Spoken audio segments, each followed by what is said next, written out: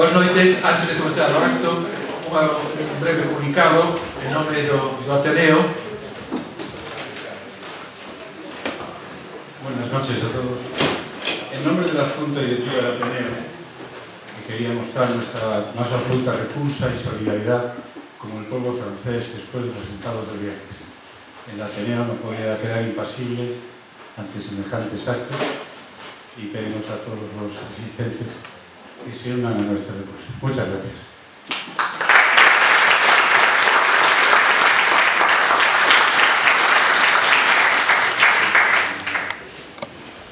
É para mí unha satisfacción, unha gran satisfacción, presentar a María Teresa Barral, que é compañeira de traballo.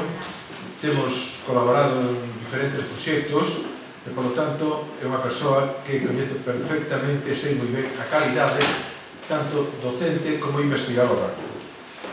O primeiro que teño que decir nesta presentación é un breve capítulo moi breve, simplemente que é licenciada en Biología, premio extraordinario e nacional da carreira, tamén é licenciada en Farmacia, é profesora da Universidade de Santiago, do Departamento de Edafoloxía e Química Agrícola.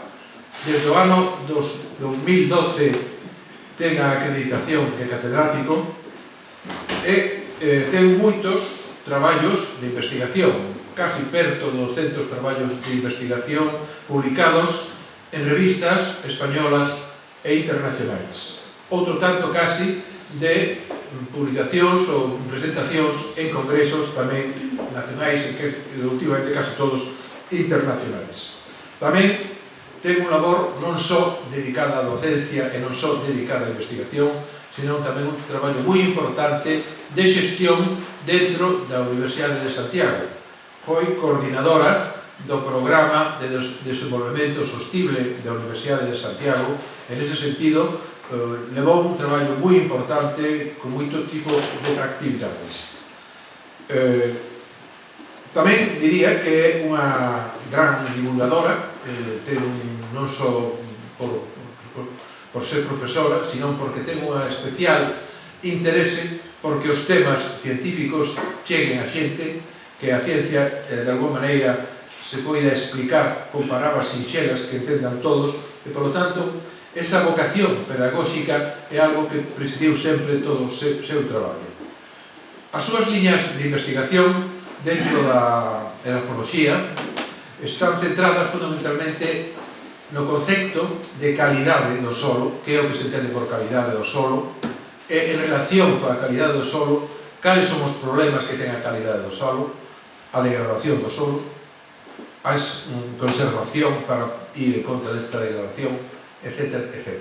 Pero tamén nos últimos anos se está dedicando bastante ao estudo, en este sentido creo que é unha das grandes especialistas que temos en España, da bioxeoquímica dos sistemas fluviais.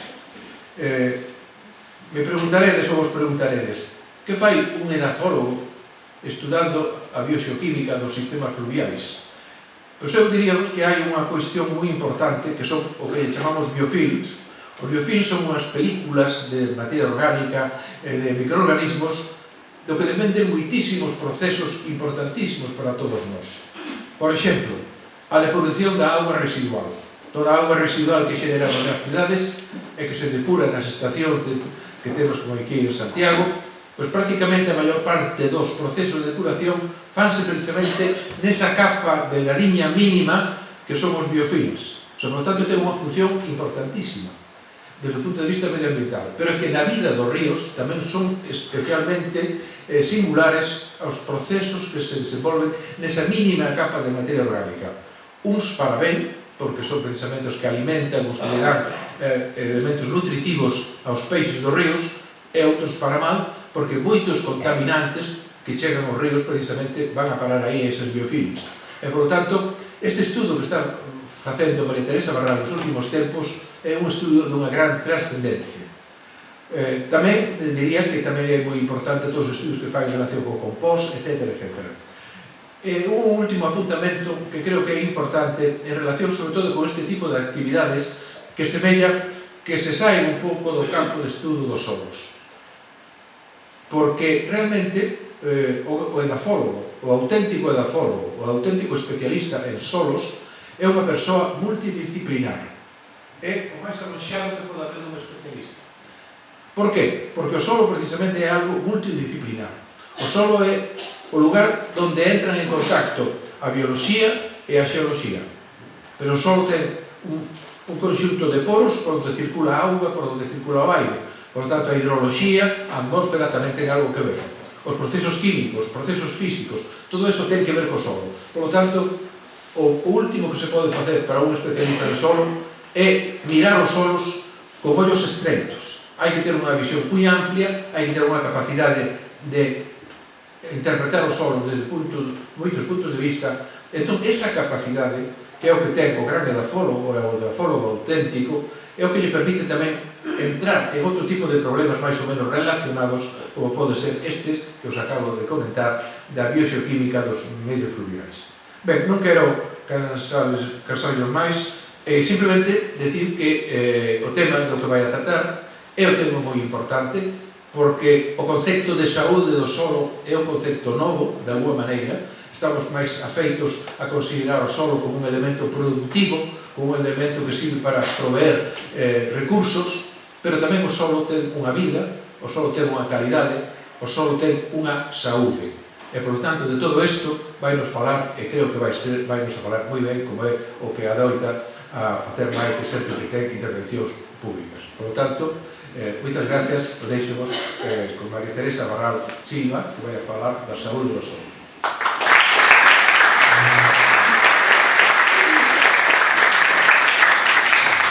Hola, buenas tardes ou buenas noches. Primeiro a agradecemento galego, e despois farei a presentación en escena, por o seu permiso. Pois quería dar en primeiro lugar as grazas á Xunta Directiva do Ateneo no seu conxunto, tamén principalmente a figura do coordinador da sección de ciencias, o Dr. Emilio Valadez, do que gardo un estupendo recordo como profesor de xenética. Tamén gracias ao profesor Díaz Fierros, que serviu un pouco de que me presentou, digamos, e me animou a faceros esta intervención que fago con tanto respeto a todo este auditorio, non? Bueno, pois, grazas a todos os asistentes que estades aquí. Pretendo non falar máis aló dos 3/4 de hora, máis ou menos, sobre todo se pode un debate ou algún tipo de discusión ou reflexión, ao final pois será máis interesante.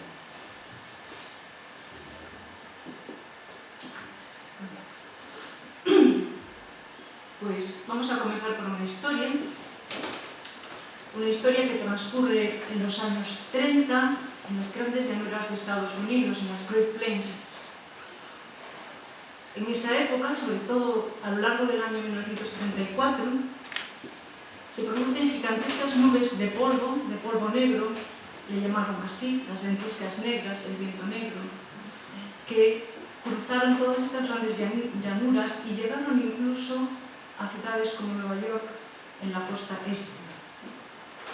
Este fenómeno se conoció en inglés como dust bowl o la taza de polvo. Como ocurrió a lo largo de los años 30, también se conoció este periodo como los sucios 30 o los dirty 30s, y realmente fue uno de los peores desastres ecológicos que acontecieron en el siglo XX. Realmente fue el producto de una sequía severa que se produjo a lo largo de los años 30, desde aproximadamente 1932 hasta 1939, y lo que ocurrió fue que prácticas deficientes de manejo del suelo agravaron un problema recurrente de sequía como se produce hoy en día en estas zonas, y sobre todo se debió a la sustitución de la vegetación natural de las grandes praderas por una vegetación, por un cultivo de cereal. Este cultivo, mal manejado, mal llevado, ocasionó un aumento de las tasas de erosión eólica, de modo que hubo una erosión, como veis en estas fotos, tremenda del suelo. Este polvo arrasó todas las granjas y realmente llevó a la desesperación y a la pobreza a los habitantes de las grandes llanuras. Este fenómeno ocasionó una gran hambruna y ocasionó la mayor migración que se produjo nunca rápida en la historia de Estados Unidos. 3 millones de personas abandonaron sus hogares y se dirigieron a otros estados en busca de una posibilidad de vida. Este suceso tuvo su crónica en diversas manifestaciones artísticas, así por ejemplo, en la serie de fotografías conocida como la Gran Depresión, pues que esto ocurrió al tiempo que la Gran Depresión económica, fotografías realizadas por la fotógrafa Dorothea Lange por encargo de la administración estadounidense, también en el bien conocido libro de John Steinbeck, Las uvas de la ira, por el cual obtuvo el premio Pulitzer en 1940, libro que fue llevado al cine por la famosa película de Darryl Zanuck, protagonizada por Henry Fonda, del mismo título. E incluso la pintura se hizo eco también de este fenómeno, en este cuadro que me parece bastante moderno para la época en que fue realizado, en el año 1936, Madre Tierra al desnudo, de Alexander Hogg, en donde queda patente, ¿verdad?, pues este arado que ha roto la tierra y la ha dejado al desnudo, ¿no?, como aparece aquí. Incluso es interesante, aunque no me atreveré a poneroslo aquí porque si toco mucho seguro que ya luego las cosas no van, pero si queréis al final podemos ver algo. Hay un interesante documental de aproximadamente media hora que se llama así, El arado que rompió las llanuras, un documental realizado por el director Pare Lawrence, que fue realizado precisamente por encargo del Departamento de Agricultura de los Estados Unidos en el año 1936. Es muy interesante porque tiene imágenes reales, no son actores, es realmente lo que ocurrió, los fenómenos de estas polvaredas, los agricultores como estaban haciendo una mecanización muy intensa de sus terrenos que provocó todo este problema. Bien, como avanzaba antes, el problema fue una gestión inadecuada del terreno que agravó un problema ambiental recurrente en estas zonas que son las grandes sequías y los vientos que soplan, y fue la sustitución de la pradera polifítica natural a partir del año 1860, en que comienza la colonización de las grandes llanuras, donde no solamente se eliminaron a millones de búfalos, sino que también se sustituyó a la vegetación natural por cultivos, por monocultivos de cereal, fundamentalmente trigo. Trigo que no resistió esta sequía y que condujo a todo este problema que hemos relatado, ¿no? Bien, pues realmente esto es un ejemplo paradigmático de cómo el desconocimiento del suelo y un mal manejo realmente puede ocasionar grandes daños ecológicos, económicos y sociales. De modo que, bueno, pues aquí comenzamos nuestra reflexión sobre qué es la salud del suelo. Se puede hablar de salud del suelo. Desde el punto de vista científico, constituye esta visión, esta aproximación, un paradigma, algo que va a hacer avanzar la ciencia del suelo. Bueno, como entiendo que parte de los que estáis aquí presentes pues no estáis muy familiarizados, otros sí, que son compañeros y expertos, pero permitidme que haga así un poco de introducción sobre los aspectos fundamentales del suelo, ¿no?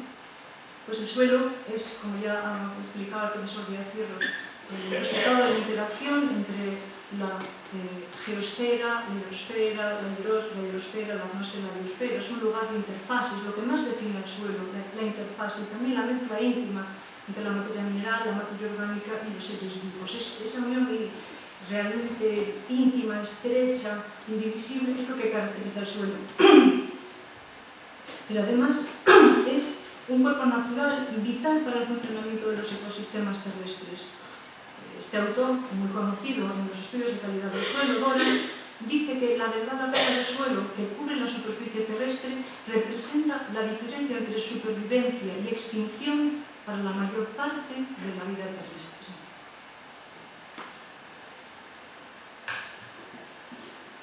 Realmente es la visión del suelo no como algo inerte bajo nuestros pies, sino como una parte viva del ecosistema la que va a marcar la diferencia y la que es, digamos, el sustrato, el aspecto sobre el que se apoya este concepto de salud del suelo. El concepto de salud que Fierros mencionaba como novedoso fue precedido en la década de los 90 por el concepto de calidad. Pero el concepto de calidad entendemos que es una calidad para algo. Este suelo es bueno para maíz, este suelo es bueno para patatas, este suelo es bueno para prado, o este suelo es bueno para construir un edificio o una carretera. El concepto de salud es un concepto más integral, más holístico. No es el suelo está sano en sí mismo. Un suelo, hay muchas definiciones de salud, pero podríamos decir que un suelo está sano cuando alcanza todo su potencial, cuando mantiene todas sus funciones y todas sus capacidades para el futuro. Esta idea del suelo, he de deciros que no es aceptada por todo el mundo. Hay investigadores que consideran que es una idea un poco romántica, incluso un poco antropomórfica. Es decir, podemos hablar que el suelo que no tiene límites, que no tiene conciencia de sí mismo, es sujeto de salud. Pero si nos permitimos esa pequeña licencia y consideramos que efectivamente el suelo está lleno de vida, creo que sí podemos decir que podemos hablar de salud del suelo, aunque solo sea para resaltar este aspecto tan importante de la vida del suelo que conviene destacar. ¿Y cuáles son estas funciones del suelo que cumple un suelo sano?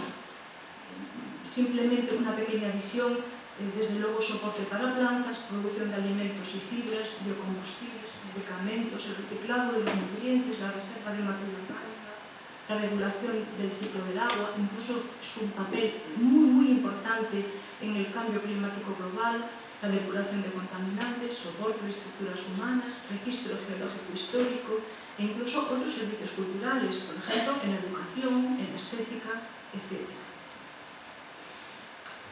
Estas funciones las he querido resumir aquí para resaltar, si queréis, esta visión un poquito antropomórfica de la salud del suelo.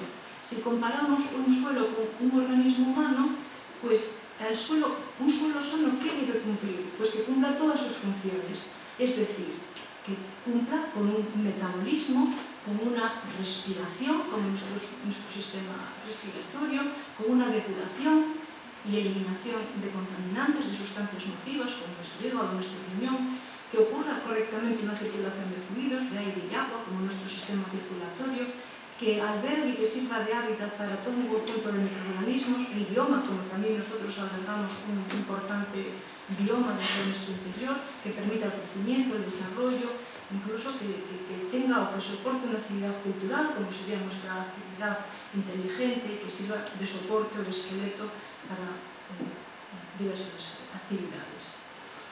Entonces, un suelo está sano si todas estas funciones están activas y si no está degradado, no está enfermo, ni causa enfermedad, no está degradado ni causa efectos negativos al resto del ecosistema.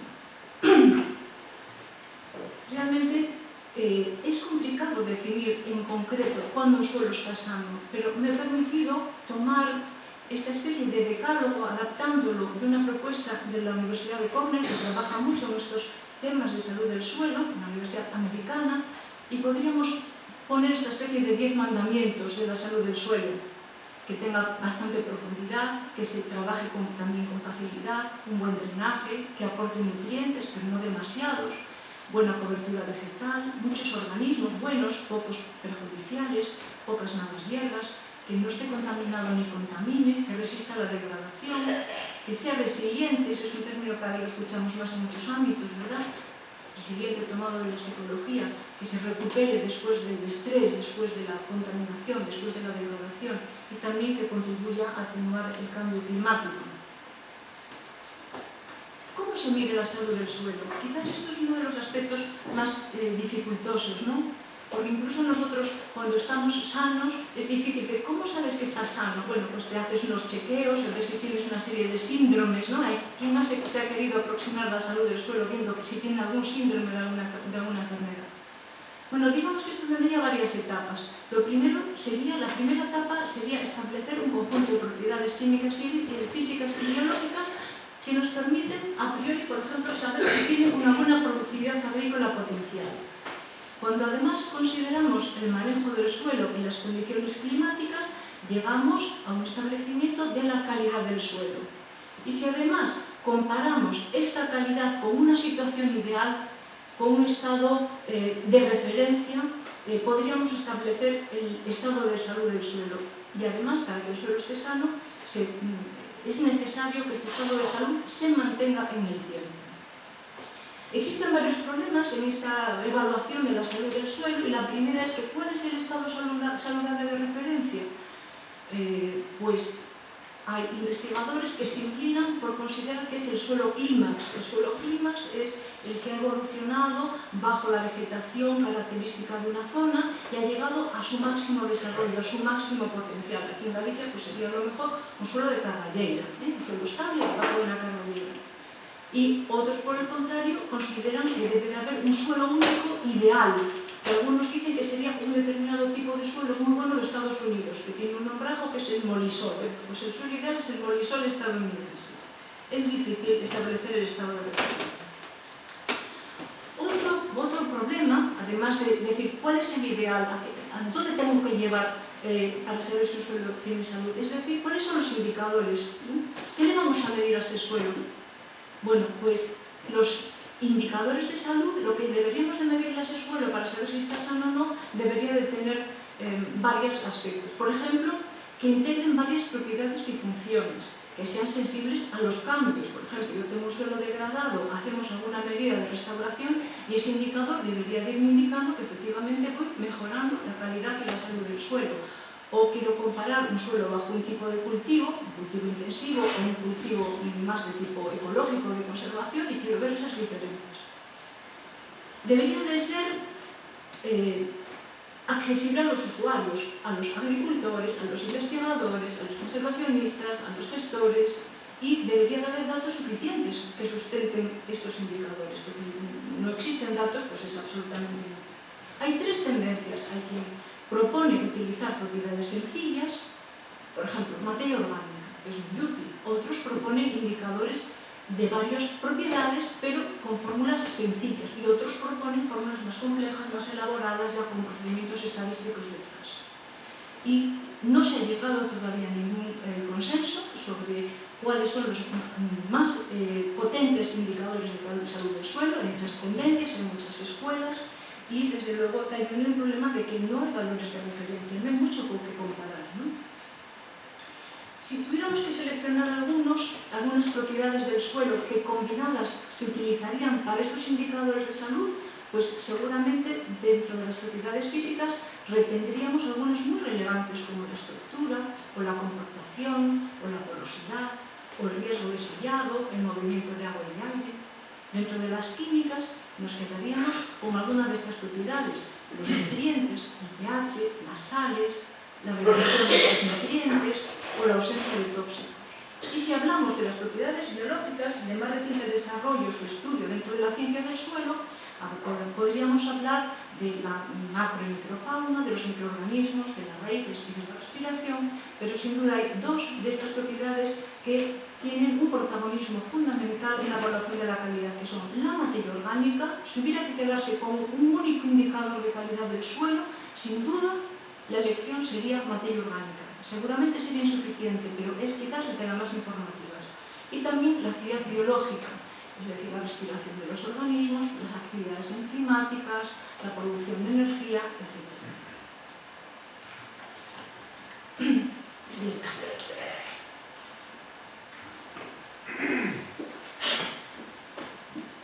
Hemos dicho que uno de los indicadores más relevantes de salud del suelo es lo que tiene que ver con la actividad biológica, con la actividad de los organismos de todo tipo que viven en el suelo. Y precisamente este aspecto es el que ha cobrado mayor relevancia en los últimos tiempos. En el suelo vive una cantidad impresionante, luego pondremos algunas cifras así bastante sugerentes, de organismos de todo tipo. Si antes hacíamos esa analogía entre las funciones y procesos del hombre y las del suelo, para comparar salud del suelo y salud humana, podríamos decir que, al igual que nosotros, humanos, albergamos en nuestro interior un bioma, es decir, transportamos un conjunto de microorganismos cuyo peso es igual al de nuestro cerebro y forman parte, digamos, de nuestra personalidad y ejercen unas funciones importantísimas en nuestra salud. Los microorganismos del suelo, la vida del suelo, también tiene funciones clave en el mantenimiento de la salud del suelo. Concretamente, del 80 al 90% de todas las funciones que se realizan en el suelo se atribuyen a estos organismos vivos.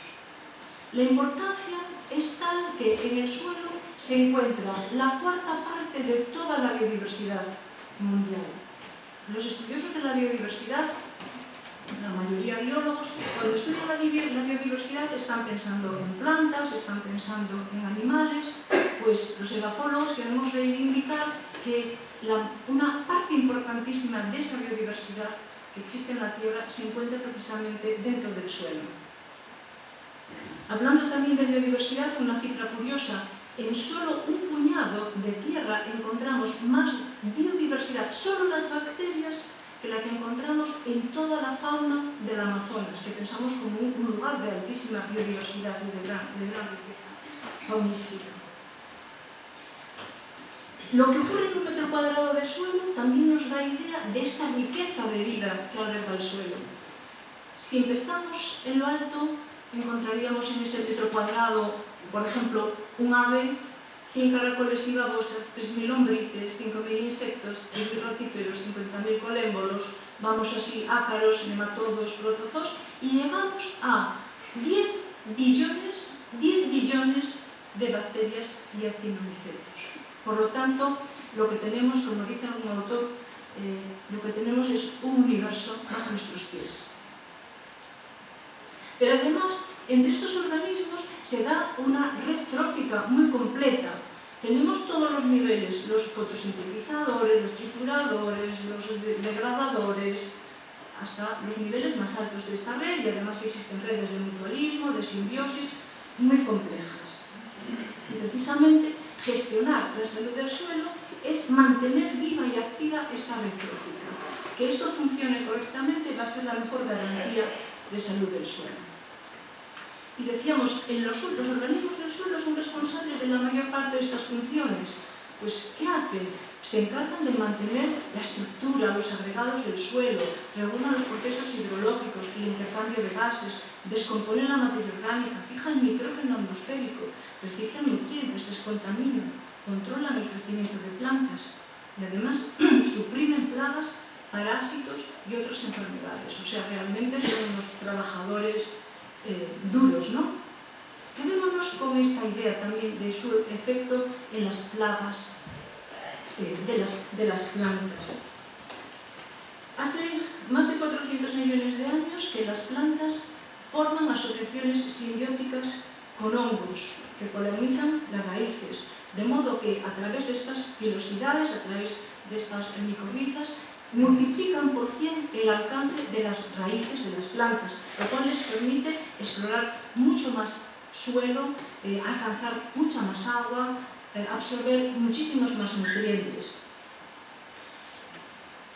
Pero se ha demostrado más recientemente que no solamente son estas micorrizas sistemas de mejorar la nutrición de las plantas, sino que también son verdaderos comunicadores. Ya se le está llamando la Internet del suelo. Realmente, a través de este sistema tan complejo de hifas, las plantas se comunican entre sí y con los hongos.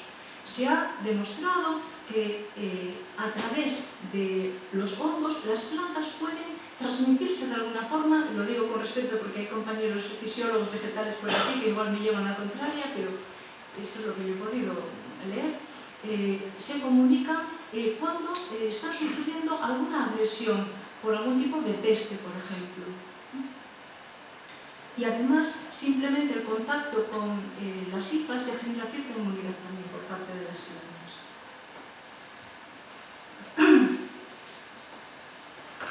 Estos microorganismos del suelo no solamente tienen beneficios de cara a las plantas y a mantener la estructura del suelo y el reciclado de nutrientes y de materia orgánica, sino que desde el punto de vista incluso de la salud han rendido servicios imprescindibles para la humanidad. En el suelo hay pocos organismos patógenos, en el mundo, por ejemplo, los clostridios que causan tétanos, o hay también helmintos que pueden causar infecciones, pero el número de microorganismos beneficiosos supera a los perjudiciales.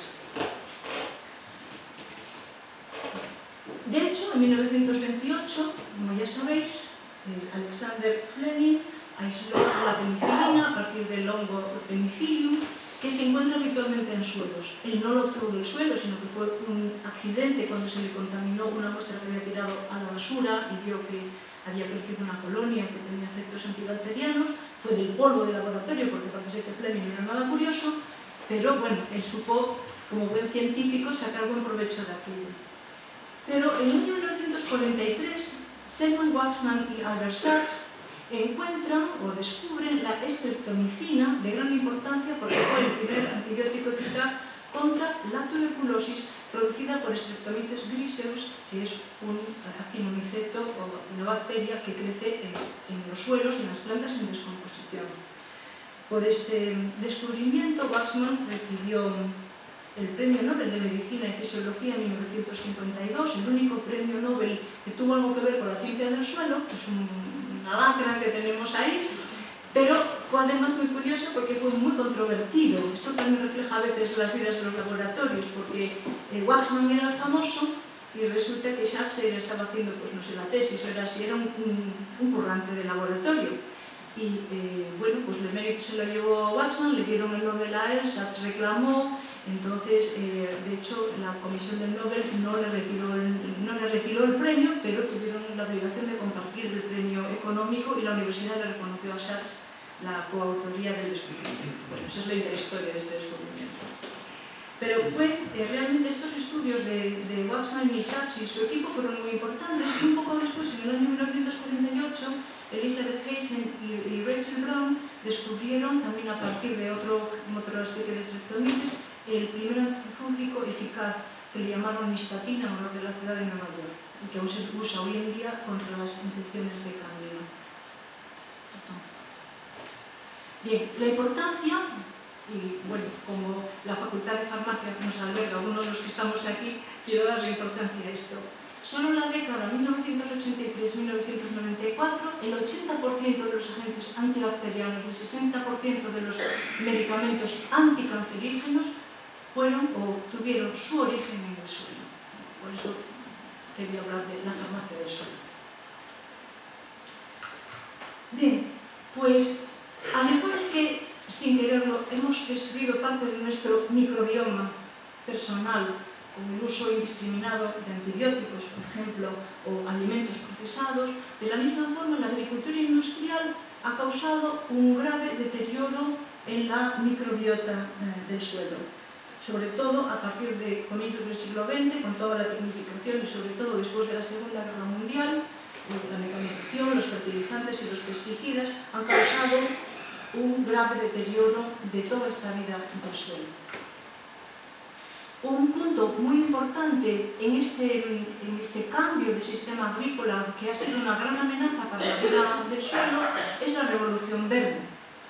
La Revolución Verde es un incremento de la productividad del suelo que comienza fundamentalmente este señor que tenéis ahí, que era pues, muchas cosas, era investigador en agricultura, era filántropo, era muchas cosas. Se llama Norman Borlaug y él, con sus estudios y con los contactos con los organismos internacionales, pues favoreció el desarrollo de una agricultura que utilizaba plantas mejoradas, sobre todo de maíz, trigo y arroz, que utilizaba mecanización, que utilizaba fertilizantes, que utilizaba pesticidas, plaguicidas, etc. Porque en ese momento parecía un grave problema mundial el incremento de la población, el miedo de que hubiera hambre, y se inicia así una era, digamos, de predominio de la agricultura industrial basada en una importante mecanización, el aporte de fertilizantes y el aporte de agroquímicos. Sin duda, esto fue un éxito desde algún punto de vista, porque efectivamente países como la India, como Indonesia, como Filipinas, como países de África incrementaron muchísimo su producción agrícola en muy poquitos años, en solo 5 ya consiguieron tener excedentes, pero bueno, estos beneficios no se mantuvieron en el tiempo. Pasados unos años, los rendimientos agrarios comenzaron a decrecer y hubo otros problemas. Así, por ejemplo, se ha constatado que la agricultura industrializada surgida en la Revolución Verde, a partir de los años 50 hasta los 70 del pasado siglo, ha causado la pérdida del 75% de la biodiversidad del suelo. Aparecieron otros problemas que no existían en la agricultura preindustrial, problemas de almacenaje, problemas de, de semillas, había que adquirir, había que comprar semillas.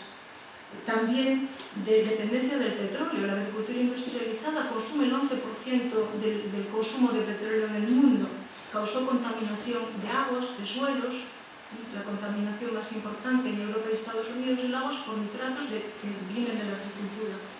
Y, en fin, hubo una serie de críticas a esta revolución agrícola por los problemas ecológicos, económicos y sociales que había producido.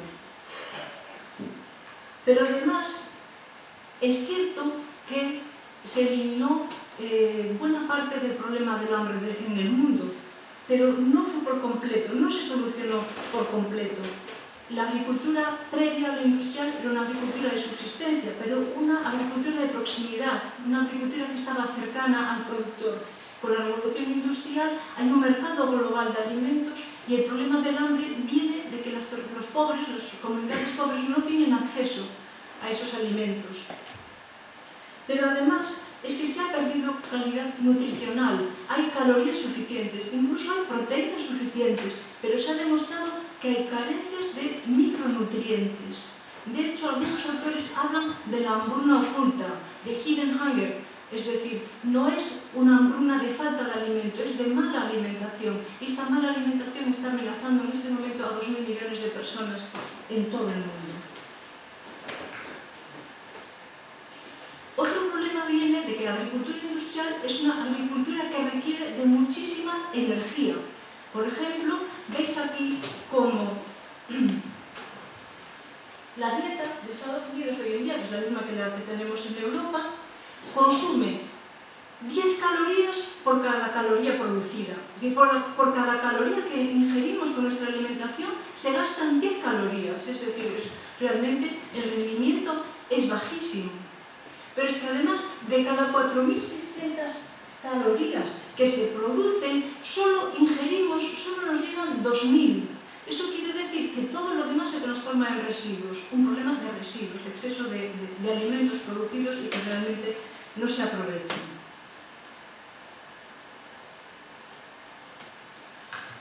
El problema, que no es ajeno a la agricultura industrial, es su contribución tan importante a la emisión de gases de efecto invernadero. Realmente el sistema agrícola industrial es insostenible desde el punto de vista del cambio climático. Globalmente podríamos atribuir a la actividad agrícola 1/3 de las emisiones de gases de efecto invernadero. Concretamente, la agricultura vendría a ser un 14%, pero tenemos también el cambio de uso del suelo. Pero es que si después venimos aquí al consumo de combustibles fósiles o generación de electricidad, buena parte de esa emisión de gases de efecto invernadero se debe a la construcción y el movimiento de la maquinaria, de los sistemas de transporte, de la producción de fertilizantes, de la producción de pesticidas. Todo ello sumado hace que la actividad agrícola industrial sea responsable, dicen los autores, de 1/3 de las emisiones de gases de efecto invernadero. Pero aquí tenéis un mundo, planeta para el mundo, pero si entramos a los países menos desarrollados, esto es América Latina y Caribe, fijaos que solo el cambio de uso del suelo y la agricultura ya por sí mismos son responsables del 66% y habría que sumarle toda la contribución a otros gases energéticos que hemos señalado anteriormente. Bueno, pues, ¿cuál es la situación a día de hoy? A día de hoy encontramos, la FAO nos dice que 1/3 de los suelos del mundo sufren degradación. Algunas son cifras, pero que nos centran un poco la situación. Cada año se pierden 12 millones de hectáreas del suelo, y en esos 12 millones de hectáreas se podrían haber cultivado 20 millones de toneladas de granos de cereal. Pero es que además, por esta pérdida y degradación del suelo, 50 millones de personas tendrían que abandonar sus hogares en el año 2020, que está a la vuelta de la esquina, por problemas de desertificación. Las razones por las que se degrada el suelo son diversas. Aquí simplemente podemos señalar alguna, como por ejemplo la pérdida de materia orgánica, que era el factor más importante de calidad del suelo, la pérdida de estructura, la de nutrientes, salinización, anegamiento, contaminación.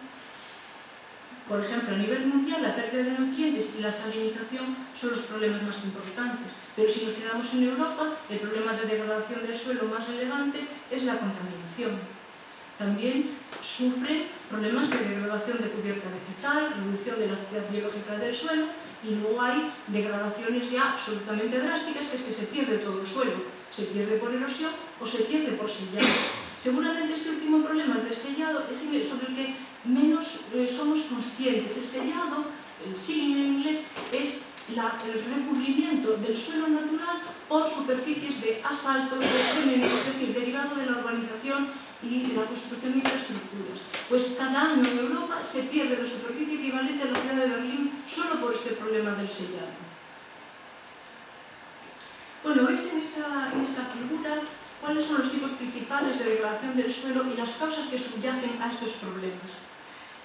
Bueno, pues veis que la causa principal es esta que tenemos aquí, ¿verdad?, que es la erosión por el agua, le sigue la erosión por el viento, o sea que los procesos erosivos son de lo más agresivo, y ya en menor cuantía, a nivel mundial, la degradación química y física. Pero resulta que si vamos a ver las causas subyacentes, vemos que la mayor parte de ellas tienen que ver con la agricultura, la actividad agrícola, pero también el pastoreo, uso excesivo de vegetación, deforestación, actividad agrícola en sentido amplio, ¿no? Por lo tanto, hacer una buena agricultura puede servir para revertir en buena medida este problema de degradación del suelo que estamos comentando. La problemática de pérdida de suelo, de pérdida de calidad del suelo, con las connotaciones de desabastecimiento de alimentos y movimientos de población que se van a derivar, es lo que ha hecho que el año 2015 haya sido designado por la FAO y secundado por otros organismos mundiales como el año internacional de los suelos, precisamente para que se le haga llegar a la población y a las administraciones la importancia de mantener este recurso, base de la vida sobre la tierra, y que no es renovable a escala humana. No es renovable a escala humana porque el suelo se pierde entre 13 y 80 veces más rápidamente de lo que se forma. Se suele dar una cifra que tiene un amplio rango de variabilidad, pero es bastante ilustrativa, y es que 1 centímetro de suelo necesita para su formación entre 100 y 1000 años, y se pierde en cualquier evento de erosión, en un día, en un momento, en una arroyada.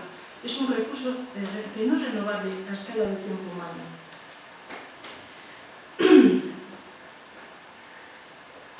Realmente el reto de atender a la alimentación de la población mundial todavía está vigente. Las tendencias demográficas nos dicen que para el año 2050 habrá 9.000 millones de personas en el mundo. Se supone que va a haber un incremento del 60% en la demanda de alimentos, de fibras, etc. Es decir, es necesario seguir atendiendo al recurso suelo. Me gustaba hacer un breve recorrido por los suelos de Galicia, que bueno, no es que vaya a profundizar mucho en los aspectos de salud, porque yo creo que eso es un tema que no lo hemos trabajado suficientemente. Desde esta perspectiva tan amplia, en muchísimos estudios suelos de Galicia, la Escuela Ecológica Gallega es un referente en España y también a nivel mundial, pero este aspecto tan holístico yo creo que es todavía un tema de estudio. Podemos decir que los suelos de Galicia, como veis en esa imagen, que podría corresponder a cualquier suelo de una ladera o de una montaña en Galicia, son poco profundos, son arenosos, son ácidos, pero tienen mucha materia orgánica. Por efecto de lavado suelen tener escasez de nutrientes, y precisamente las limitaciones para el cultivo en nuestros suelos derivan fundamentalmente de estos dos aspectos, la falta de profundidad y escasez de nutrientes. Los suelos de cultivo, en esta zona próxima a Carballo, las encontramos en zonas llanas, frecuentemente en vegas de ríos, porque es donde hay más profundidad y hay más nutrientes. Y aún así, en estas zonas, como bien sabéis, es habitual que se recurra a correctores de acidez de gran calado y aportes de fertilizantes, sobre todo microquímicos.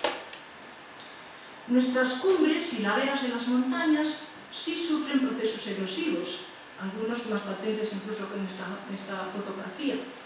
porque en esta fotografía vemos un factor de protección muy importante de nuestros suelos, que es la existencia de una vegetación de matorral o de una vegetación de especies forestales poco exigentes, pero que tiene un efecto protector fundamental de los suelos. Los agricultores también han sabido realizar tareas de conservación y de protección, ¿verdad? Como en estos ocalcos de la Ribeira Sacra, en donde pues, se evita la erosión del suelo y se facilita el cultivo, aunque sea en estas condiciones, como en este caso de la viticultura heroica, ¿no? Un factor muy importante de protección de los suelos en Galicia es la existencia de una cubierta vegetal.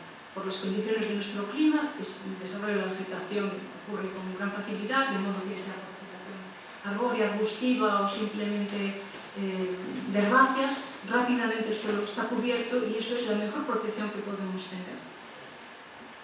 La materia orgánica, que es muy abundante en nuestros suelos también, sobre todo por un factor climático, por esta abundancia de vegetación, aparte por ciertas características químicas de nuestros suelos, también asegura que haya una buena estructura, que haya una buena agregación, de modo que los procesos erosivos son menos agresivos en nuestro caso.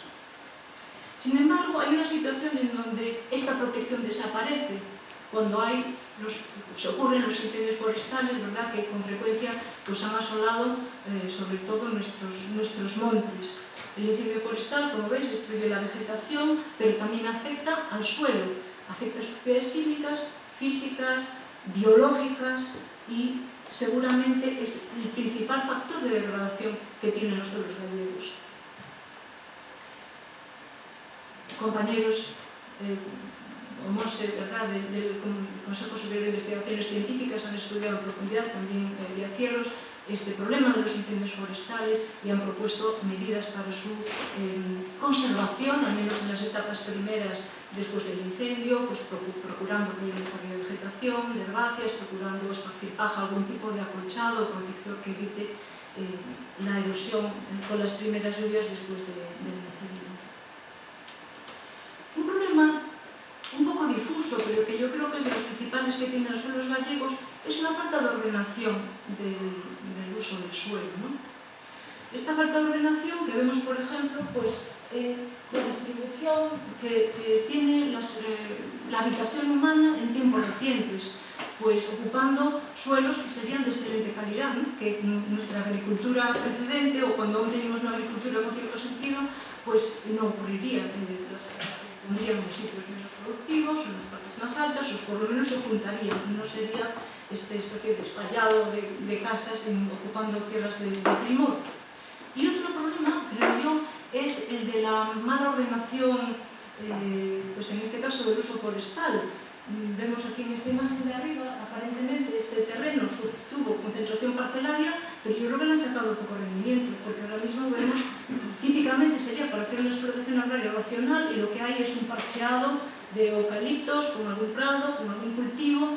Yo, pues bueno, no soy experta en esto, pero creo que arrastramos un problema crónico de falta de definición de cómo tiene que ser nuestra agricultura y, bueno, pues esto conlleva estos problemas y, pues, las soluciones vendrían, si acaso, de un criterio que orientara la planificación del uso del terreno.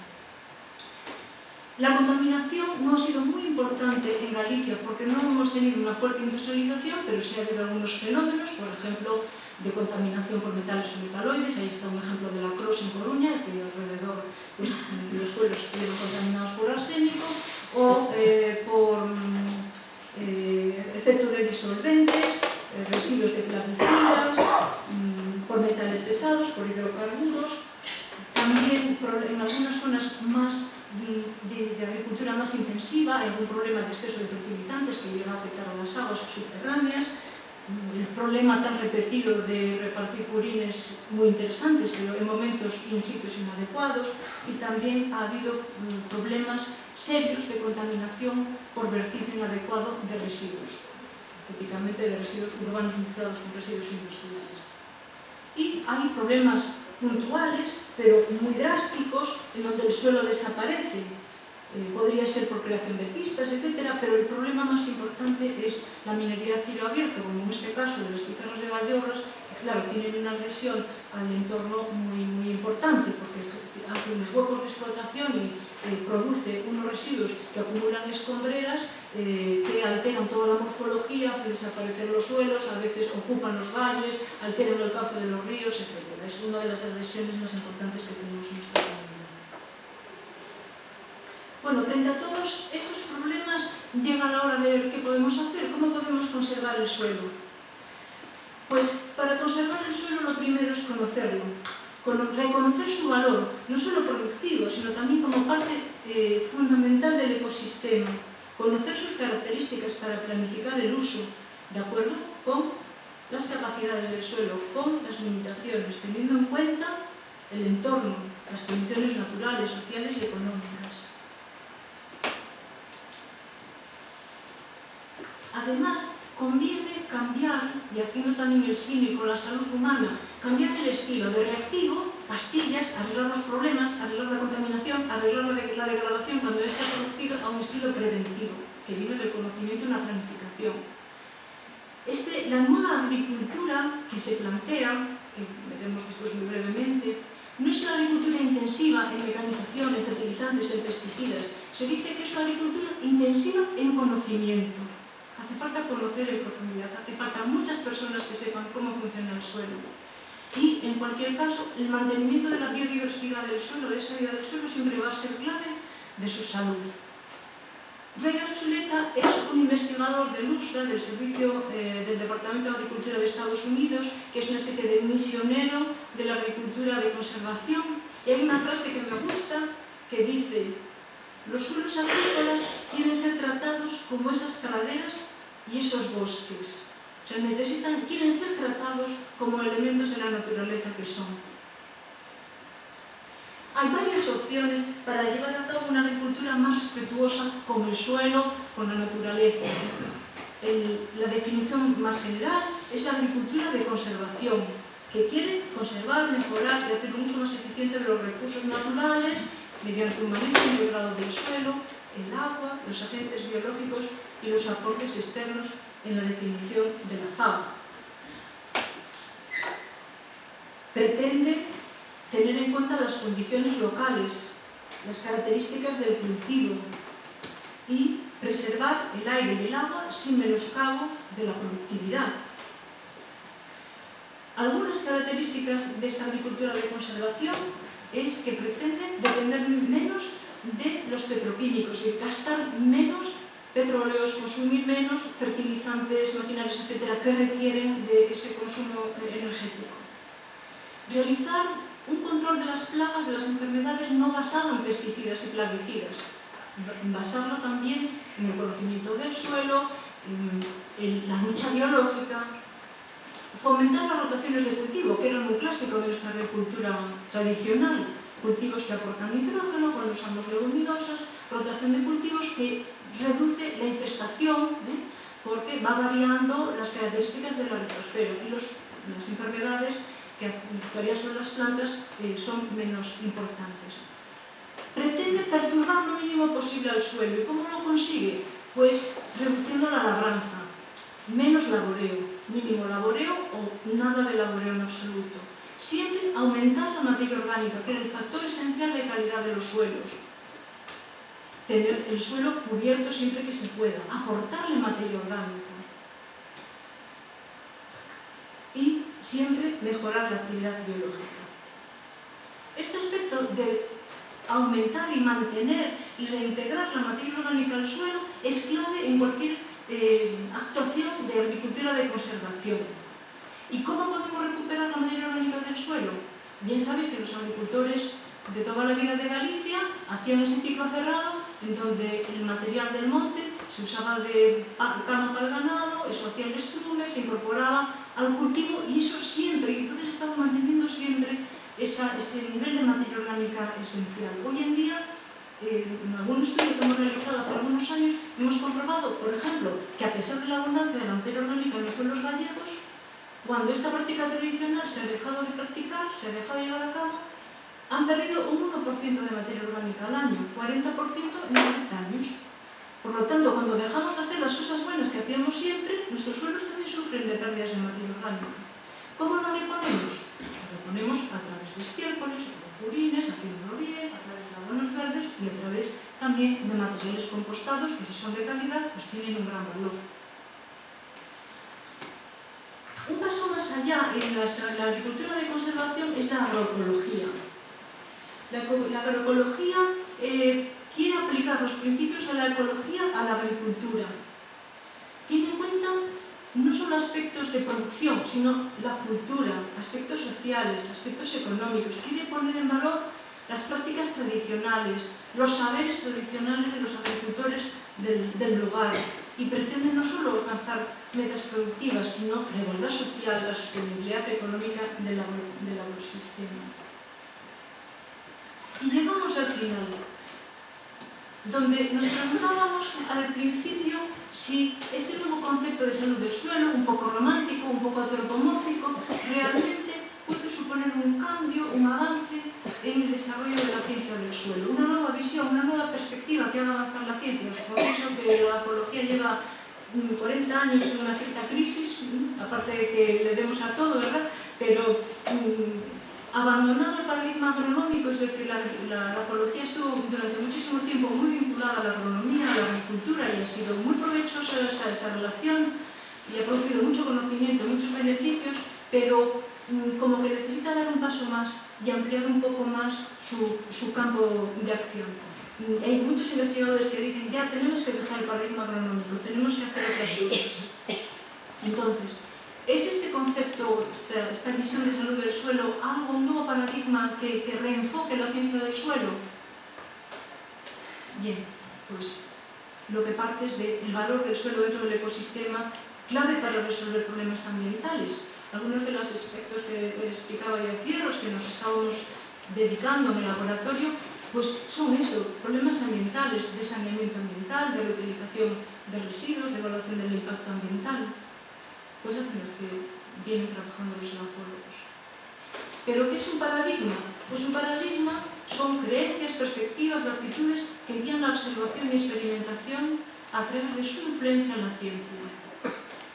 Guía al accionar, guía la toma de decisiones. Es un poco el estado de la ciencia en un momento determinado, en una sociedad determinada. De acuerdo con la teoría de la ciencia de Thomas Kuhn, la ciencia progresa de modo revolucionario, es decir, parte de una preciencia donde solo hay un conjunto de observaciones, se establece un paradigma, llegamos a la ciencia normal, llega un momento en que hay una crisis, yo sé poco de marxismo, pero a mí esto me suena un poco a la dialéctica marxista, hay una crisis, vuelve a haber un nuevo paradigma y así la ciencia va avanzando. ¿Es la salud del suelo un nuevo paradigma? Es decir, un cambio de paradigma sería un gran cambio en la cosmovisión de una disciplina dada, fundamentalmente de naturaleza conceptual y no tecnológico. ¿Qué quiero decir? No solo por tener más datos, no solo por tener más métodos de experimentación cambiamos el paradigma, hay que cambiar la visión. ¿Es la salud del suelo un cambio de visión? Pues sí, tenemos muy cerca de nosotros un cambio, una nueva visión que ha revolucionado una ciencia de la Tierra, la geología, la teoría de la tectónica de placas. Nos dice que en la parte superficial de nuestro planeta está formado por unas placas que se mueven, favoreciendo la disipación del calor interno, y que todos los fenómenos geológicos han encontrado su explicación y su sitio a la luz de esta teoría. Y esta teoría ha promovido nuevas investigaciones, ha fertilizado el cerebro de los investigadores y les ha hecho avanzar. Ha habido un cambio de paradigma en ciencia del suelo desde el inicio de la misma como ciencia, con las contribuciones de Dokuchayev. Realmente yo no me atrevería en este momento a afirmar que ha sido así.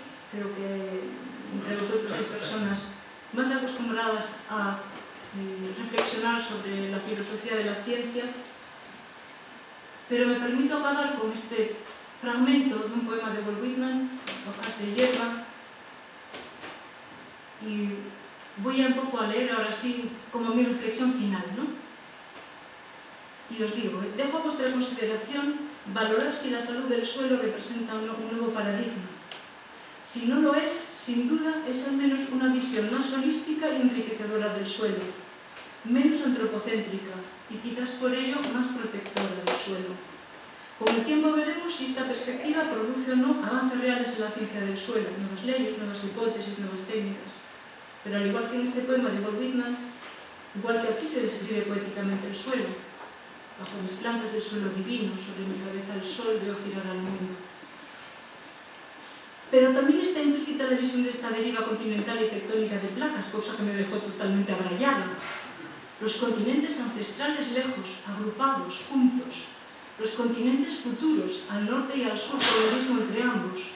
Y esto lo decía en el año 1855. Y en 1912 un geógrafo anticipado a su tiempo, Alfred Wegener, dijo que había habido una deriva continental y que los continentes no estaban siempre como los conocíamos, que habían estado reunidos.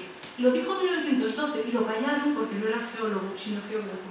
Y no es hasta 1955, 60 y en adelante que se establecen las bases de la teoría de la tectónica de placas revolucionaria en geología. Pues de igual modo, a lo mejor podemos pensar que la salud del suelo es cuando menos una visión inspiradora que nos muestra la relación entre todos los elementos de nuestro planeta. Y es que con frecuencia la poesía precede a la ciencia. Gracias.